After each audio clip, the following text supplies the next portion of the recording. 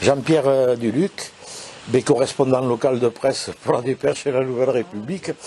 Voilà, habitant de Séméac, et on se trouve actuellement la zone d'Arrée-la-Glaise, ou d'Arrée-l'Église, un peu de Bigourdan ou d'Occitan, alors qu'il évolue en permanence. Les dernières constructions sont tout à fait écologiques, c'est les ombrières photovoltaïques qui sont installées entre le stade de foot, le stade de rugby et la salle polyvalente essentiellement dédiée au basket.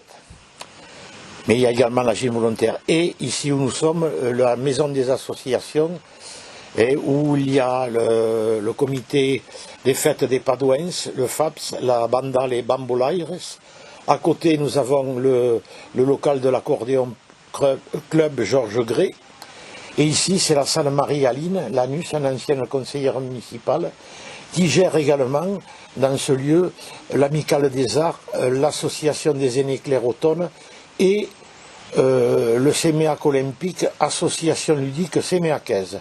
Et après, il y a les locaux de la police municipale et des services techniques de la mairie, et derrière tous les ateliers. Zone parfaitement bien située et où sont concentrés avec des places de stationnement. Il y a beaucoup de monde qui vient se balader. Il y a pas mal de monde qui vient, d'autant qu'on a fait des promenades à côté du jet d'eau que vous voyez là-bas, oui, et qui mène derrière le club de tennis, qui a des clubs, un bâtiment couvert et derrière des cours plein air. Ah, mais dis-le, il y a énormément d'associations. Non, mais c'est toute une association très, très riche en associations. Bon, c'est un peu le vivier, et ils ne sont pas forcément de Séméac, mais les dirigeants, essence même, ils sont, si vous voulez, de Séméac, ou ont été liés à Séméac. Bon, et puis après, comme dans la vie, chacun va peut-être habiter à 10 km pour raison X ou Y. Hein. Et je vois qu'il y a une statue là, alors ça représente quoi? Ah ouais, la statue, alors ça c'est l'association Abao, association Bigorre Argentine-Uruguay, qui a le siège ici, justement à côté du FAPS, où cette statue a été offerte par un avocat argentin qui était venu d'ailleurs pour l'inauguration. La mairie a payé le socle en marbre et la statue est en bronze, c'est lui qui l'avait sculptée. C'était un amateur d'art, un poète et un homme engagé pour le bien. Il faut dire, d'autant qu'en Argentine, à son époque, il y a eu cette affaire de coup d'état militaire où il y a eu pas mal de...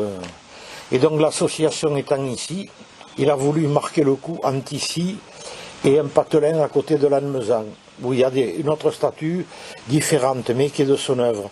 Donc il a marqué l'histoire, et dessus vous avez les explications. Et comment se fait qu'il est venu ici à ce... Mais parce qu'il avait, dans sa famille, il y avait des personnes qui étaient d'origine bigourdane.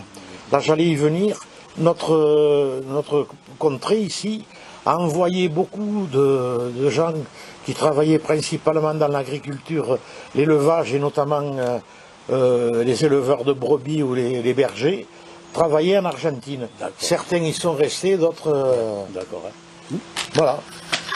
J'aime bien l'association, et bon, mais là aussi c'est pareil, c'est vieillissant. Ils font des recherches généalogiques, et chaque année, plusieurs fois, ils se rendent dans les communes. Bon, si c'est Séméac, c'est Séméac, mais ils vont jusque dans les Pyrénées-Atlantiques pour faire reconnaître par les Argentins actuels ou Uruguayens leur pays d'origine. Ils sont reçus dans les mairies, tout ça, un diplôme est fait. Et... Non, c'est vraiment une belle association.